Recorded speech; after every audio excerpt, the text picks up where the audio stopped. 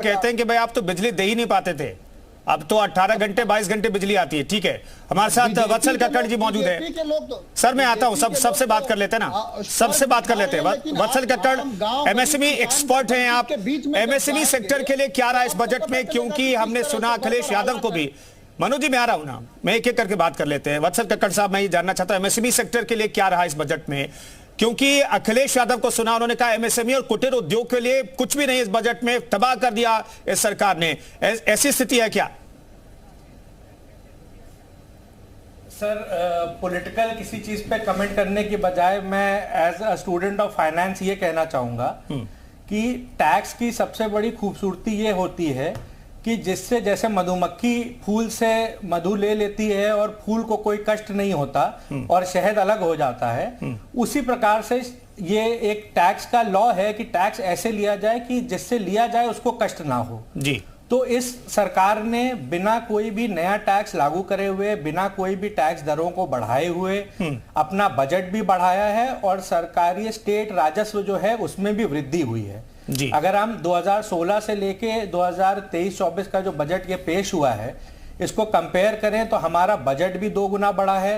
राजस्व चाहे state VAT हो, स्टेट जीएसटी हो, स्टेट एक्साइज ड्यूटी हो, सब में 2 से 3 गुने की बढ़त हुई है।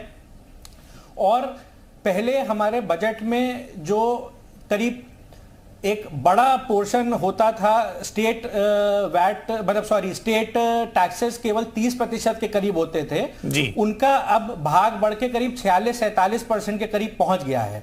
इसका मतलब यह है कि उधारी और केंद्र के ऊपर निर्भरता दोनों में कमी आई है। तो ये मेरे ख्याल से एक बहुत खुशी की बात है और हम लोग तेजी से, जो माननीय मुख्यमंत्री जी का सपना है कि 1 ट्रिलियन इकोनॉमी की ओर अगले 5 साल में बढ़े, उस पर मैं प्रदेश। वत्सल कक्कड़ आप ये कह रहे हैं कि सरकार की आमदनी और खर्च में बहुत ज्यादा का अंतर नहीं है, राजकोषीय घाटा बहुत ज्यादा नहीं है, तो खर्च और आमदनी में बहुत ज्यादा का फर्क नहीं है, इसलिए लगातार साल दर साल बजट बड़ा होता जा रहा है। इस बार तो 75,000 करोड़ ज्यादा बड़ा बजट हो गया। जी, बजट भी बड़ा है सर, और एक और बजट का बड़ा इंपॉर्टेंट एस्पेक्ट होता है फिस्कल डेफिसिट का। उसमें भी कमी आई है। वो पिछले साल जो 3.5% के करीब था वो भी, उसका भी लक्ष्य घट के 3.25% हो गया है, तो जो कि एक बहुत सही रहा है। और मुझे पूरी उम्मीद है कि जिस तरीके के एमओयू साइन हुए हैं और जिस दिशा में हम बढ़ रहे हैं और जिस तरीके से इस बजट में भी बहुत फोकस रखा गया है इंफ्रास्ट्रक्चर और बाकी डेवलपमेंट्स पे, हम बहुत तेजी से अपने लक्ष्य को पार पाएंगे। ठीक है, अनिला जी हमारे साथ जुड़ गए, उनसे बातचीत कर लेते हैं। अनिला जी, हमारे साथ मनोज काका जुड़े हुए हैं और समाजवादी पार्टी के अध्यक्ष को भी हमने सुना दिया इस डिबेट में। वो कह रहे हैं कि भाई इस बजट में कुछ खास नहीं है, विपक्ष को बजट में कुछ खास क्यों नहीं दिख रहा है? नहीं, अब क्या किया जाए, काली शेरवानी पहनकर जब बैठेंगे तो इन्हें काला ही काला दिखाई देगा ना।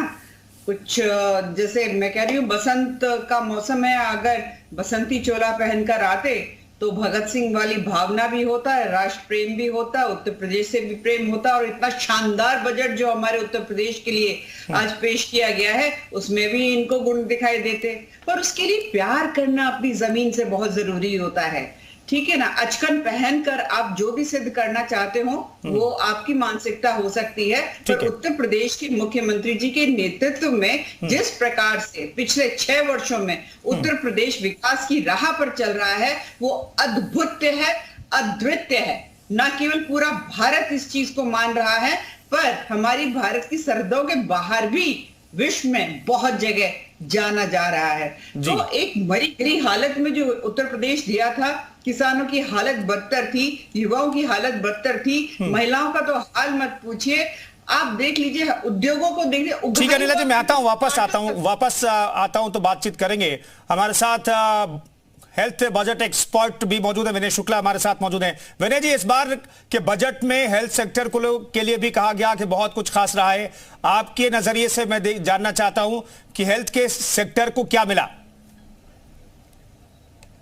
बिल्कुल, जैसा हम लोगों ने कल बात की थी कि जो सीएससी पीएससीज हैं वहाँ पर मशीनों का बड़ा अभाव है, तो इस बजट में 100 करोड़ रुपए स्पेशली उसी चीज़ के लिए सरकार ने स्वीकृत किए हैं। और दवाइयों को चेक करने के लिए उत्तर प्रदेश में सिर्फ 1 लैब थी, अब कम से कम दवाइयों की गुणवत्ता को नापने के लिए 24 नई लैबों का यहाँ पर प्रदेश में प्रावधान इस बार किया गया इस बजट में, जो हम लोगों के लिए, स्वास्थ्य क्षेत्र के लिए बहुत अच्छी चीज़ है। और कुछ निराशाजनक चीज़ें भी नहीं, जैसी हम लोगों को उम्मीद थी कि जीएसटी में कुछ एक फ्लैट एवरेज आ जाएगा ट्रेड में, वैसा नहीं आ पाया। लेकिन ओवरऑल अगर कुल मिलाकर देखते हैं तो स्वास्थ्य के क्षेत्र के हिसाब से बजट बहुत ही अच्छा है।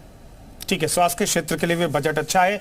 तमाम मेहमान हमारे साथ जुड़े हुए हैं। एपी तिवारी जी हमारे साथ मौजूद हैं। एपी तिवारी साहब, छोटा सा रिएक्शन आपसे भी मैं जानना चाहता हूं। इस बजट को देखें अर्थशास्त्री के तौर पर, तो इस बजट को किस तौर पर आप देखते हैं? क्या तमाम सेक्टर को छुआ है, तमाम सेक्टर को टारगेट किया इस बजट ने? देखिए, मेरा मानना है कि इस बजट में यूपी की अर्थव्यवस्था के लगभग सभी क्षेत्रों को स्पर्श किया गया है। उसमें समेत तौर पर बजट का आवंटन किया गया है, खेती से लेकर उद्योग तक। लेकिन जो केंद्र में बात है, उसके डायनामिक्स जो बजट के हैं वो ये दर्शाते हैं कि पूरा फोकस इस बात पर है कि इंफ्रास्ट्रक्चर या बुनियादी ढांचे की जो सुविधाएं हैं, वो चाहे ग्रामीण अर्थव्यवस्था के लिए हो या नगरीय अर्थव्यवस्था के लिए या फिर सेवाओं के लिए, उसमें हेल्थ सेक्टर भी है, एजुकेशन भी है। क्योंकि कल भी चर्चा में मैंने इस बात को उठाया था कि इंफ्रास्ट्रक्चर लेड ग्रोथ पर फोकस होगा। मैं समझता हूं कि सूक्ष्म रूप में अगर पूरे बजट का कह सकते हैं सारांश मैं पेश करूं तो यह कह सकता हूं कि बजट का केंद्रीय भूत जो एक सिद्धांत है और नीतिगत है, वो उसके बजटरी डायनेमिक्स हैं, वो फोकस है इंफ्रास्ट्रक्चर लेड ग्रोथ पर, यानी अवस्थापना नीति या बुनियादी ढांचे को लेकर आगे बढ़ा गया है। उसका कारण ये है, बिल्कुल, तो इंफ्रास्ट्रक्चर ही वो है, वो सेक्टर है जिस पर सरकार फोकस दिखाई दे रही है पिछले 5-6 सालों से। और इसी के आधार पर कहा गया कि जीआईएस जो हुआ उसमें 33.5 लाख करोड़ का निवेश प्रस्ताव मिला है। इस चर्चा को हम जारी रखेंगे। तमाम मेहमान हमारे साथ जुड़े हुए हैं। हम लोग एक छोटे से ब्रेक के लिए फौरन हाजिर होते हैं। आप बने रहिए जी उत्तर प्रदेश उत्तराखंड के साथ।